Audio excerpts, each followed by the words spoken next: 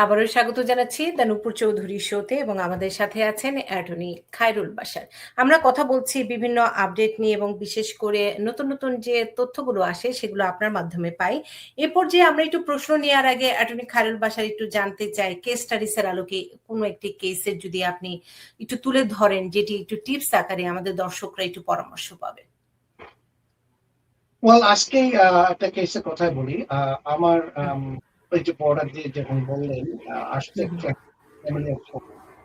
তো আজকে প্রায় 3 ইয়ার্স হয়ে গেল ওনার অ্যাসাইলামের মাস্টার হিয়ারিং হয়ে যায় এবং ইন্ডিভিজুয়ালি হিয়ারিং এর ডেট ছিল 2028। তো আমরা আজকে নোটিশ পেলাম এটা অ্যাডভান্স করে এই অক্টোবরে 23 তারিখ, অলমোস্ট ইয়ার এন্ড হাফ জিএসকের উপর অ্যাডভান্স করে। তো এই জন্য এখন আমার মনে হয় এটা সবার জন্য এটা ইম্পর্টেন্ট তথ্য আপনি আপনাদের ভিউয়ার্সদের আমি দিতে পারি। যাদের পেন্ডিং আছে বা ডেট 2 বছর আগে দেওয়া আছে ফাইনাল হিয়ারিং এর, এখন কিন্তু এগুলো রিস্কেজুল করা শুরু হয়ে গেছে। তো আমার যেটা ক্লায়েন্টের almost year end half advance হয়ে গেল, তো তাদের অবশ্যই প্রিপারেশনের ব্যাপার আছে। এখন উনি আমার ক্লায়েন্টকে আমি অনেকবার নোটিশ দিয়েছি আপনার ডকুমেন্টেশন আপডেট করেন। এখন 3 মাস সময় গেছে, 8 সময় 3 মাস exactly 3 months from today. So এখন তাদের খুব হার্ড টাইম যাবে অল্প সময়ের মধ্যে ডকুমেন্টেশন প্রিপেয়ার করা। তো এই জন্য এটা আমার আমি বলবো যাদের কেস পেন্ডিং আছে বা ডেট 2 বছর আগে ডেট দেওয়া আছে, তাদের আজকে থেকেই এখন থেকেই তাদের রেডি থাকা উচিত। আমি মনে করি ডকুমেন্টারি যদি কোনো আপডেটেড ডকুমেন্ট যদি কোর্টে সাবমিট করতে হয়, এখন থেকে আপনারা এটা প্রস্তুতি নিতে পারেন। তাইলে এবং সতর্ক তো থাকতে হবে যেহেতু ডেটগুলো চেঞ্জ হয়ে এগিয়ে নিয়ে আসা হচ্ছে। এটা ইজ ভেরি সারপ্রাইজিংলি সত্য আমি বলবো ইজ গোয়িং অন। সবাই এটা আমার মনে হয় নোট রাখা উচিত। আমরা আরেকটি বিষয় নিয়ে একটু কথা বলতে চাই, অ্যাডজাস্টমেন্ট অফ স্ট্যাটাস। সেটির ক্ষেত্রে একটি তথ্য দিতে চেয়েছিলেন, সেই বিষয়টি যদি একটু আমার দর্শকদের একটু বলেন। অ্যাডজাস্টমেন্ট স্ট্যাটাস আগে যেটা ছিল ইমিডিয়েট, আমি অনলি 3 ক্যাটাগরি বলবো। ইমিডিয়েট রিলেটিভ আমরা যেটা বুঝি স্পাউস, মাইনর চিলড্রেন আন্ডার 21 এবং প্যারেন্টস ইউএস সিটিজেনদের। এরা আসলে এই দেশে আসার পরে ভিজিট ভিসা আসার পরেও অথরাইজ স্টেজ যেটা বলি আমরা লফুল স্ট্যাটাস V1 ভিসায় আসলো, স্ট্যাটাস যদি এক্সপায়ার হয়ে যাওয়ার পরে অ্যাপ্লাই করলে কোনো সমস্যা ছিল না আনটিল 2 months ago, যেটা আপনার মেতে যেটা মেমো আসলো মেয়ের 21 তারিখ বা 22 তারিখ। যাদের এরকম অ্যাডজাস্টমেন্ট স্ট্যাটাস অ্যাপ্লাই করা হবে তাদের অনেক প্রশ্নের সম্মুখীন হচ্ছে এবং এর মধ্যে অনেকের আবার এনটিএ ইস্যু করা হচ্ছে। এনটিএ মানে notice to appear to the notification code.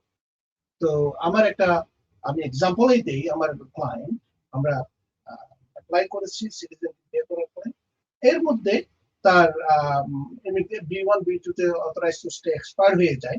Expire হওয়ার পরে ওকে নোটিস টু অ্যাপিয়ার আইসি একটা নোটিস টু অ্যাপিয়ার যেটা আমরা বলি আমরা কোর্টে ইমিগ্রেশন কোর্টে রেফার করে, যেহেতু তোমার B1 স্ট্যাটাস অলরেডি এক্সপায়ার হয়ে গেছে। তো এখন হলো কি তার এদিকে 485 মানে গ্রিন কার্ডের ইন্টারভিউ এখনো পেন্ডিং।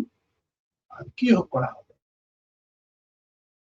কোর্টে অ্যাপ্লিকেশন দিয়ে কোর্টের কাছে জাজের কাছে বলতে হবে আমার কেস স্টিল পেন্ডিং। এখন জাজের পাওয়ার আছে এটা ডিসমিস বা টার্মিনেট করা। তো এই এখন ইজ ভেরি রুটিন হয়ে যাচ্ছে আইসে ডিএইচএস এর এরকম স্ট্যাটাস অবস্থায় এনটিএ ইস্যু করা। So is very careful. এখন আমি মনে করি যারা অ্যাডজাস্টমেন্ট অফ স্ট্যাটাসের জন্য অ্যাপ্লাই করছেন বা করবেন, আপনারা অভিজ্ঞ অ্যাটর্নির সাথে যোগাযোগ করবেন এবং তাদের মাধ্যমেই করবেন। এখন এটা ডিএইচএস এর রুটিন হয়ে যাচ্ছে এনটিএ ইস্যু করা, যেটা আগে ছিল না। এমনি দর্শক আমি সবসময় বলে থাকি যে আপনাদের যদি আইনি পরামর্শ দরকার হয় কিংবা ট্যাক্সের প্রয়োজন হয়, এই তথ্যগুলো এমন একজনের কাছ থেকে নেবেন যিনি সার্টিফিকেটধারী, যিনি প্রফেশনাল। কারণ আমরা অনেক সময় দেখি যিনি প্রফেশনাল না, সার্টিফিকেটধারী না, তার কাছে গিয়ে এবং তাদের মার্কেটিং পলিসি এত সুন্দর, এমনভাবে কথা বলেন যে তারা অ্যাটর্নির চেয়েও অনেক বেশি জানেন এবং অনেক কিছু করেন। আমি কাউকে ছোট করছি না, কিন্তু অনেক ভোগান্তির শিকার হচ্ছেন। কারণ এই ক্লায়েন্টের জন্য তারা তো আদালত প্রাঙ্গণে যেতে পারেন না, কোর্টে যেয়ে দাঁড়াতে পারেন না। তো আপনারা কিন্তু এগুলো দেখে নিবেন যে কার কাছে যাচ্ছেন। আমরা আরেকটি প্রশ্ন একটু নিতে চাই, যদিও তার এটি সম্পূরক প্রশ্ন। তিনি বলছিলেন যেহেতু আপনি বলেছিলেন এর আগে যে পিটিশনার যদি মারা যায়, যদি তার কোনো ক্লোজ রিলেটিভ এখানে থাকে, তাহলে এটি করা সম্ভব। তো তিনি জানতে চেয়েছেন যদি যিনি জয়েন্ট স্পন্সর ছিলেন, মানে রিলেশনটি হচ্ছে নেপিউ, সেক্ষেত্রে কি কোনো সম্ভব কিনা, পসিবল কিনা? পিটিশনার মারা গেছে। Right.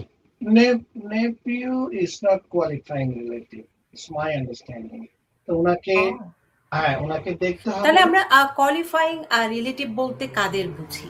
কোয়ালিফাইং রিলেটিভ হচ্ছে যিনি দেশে আছেন, ওনার প্যারেন্টস হতে পারে, ওনার ব্রাদার হতে পারে, ওনার স্পাউস হতে পারে, ওনার চিলড্রেন হতে পারে, এবং ওনার মাদার ইন ল হতে পারে, ওনার ফাদার ইন ল হতে পারে। সো এরকম ক্যাটাগরিতে কোয়ালিফাইং রিলেটিভ যাদের ডেফিনেশনে পড়ে, এই ডেফিনেশনের বাইরে নেফিউ পড়ে না। নেফিউতে আই ডোন্ট কোনো ডেফিনেশন আমার মনে পড়ছে না। Nephew is not qualifying relative. তো ওনাকে দেখতে হবে